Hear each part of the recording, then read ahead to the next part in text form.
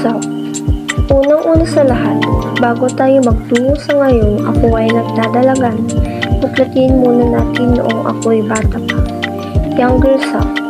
Naaalala ko pa nung bata pa ako. First birthday ko yun. Simpleng-simple lang yung birthday celebration ko noon. At masaya ako kahit paano ay nabigyan ako ng aking mga magulang ng ganung alaala.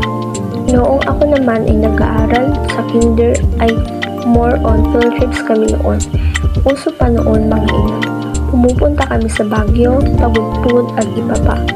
Madaming kinakatakutan noon ang aking sarili, di ba self? Takot pa sa Jollibee. Grade 1 naman ako noon ay hilig-hilig kong maglaro ng putik, luto-lutuan at maglaro sa bukid.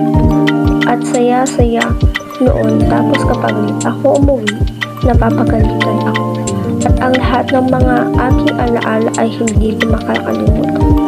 Masasabi ko lang sa aking sarili sa pagkabata ay lahat ng aking naranasan ay isang masayang alaala dahil kung wala ang mga iyon ay hindi ako makakapunta dito ngayon.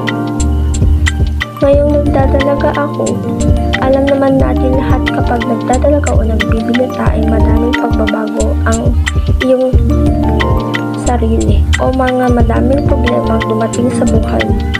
Pero may armas kang dala, walang iba kundi ang Panginoon.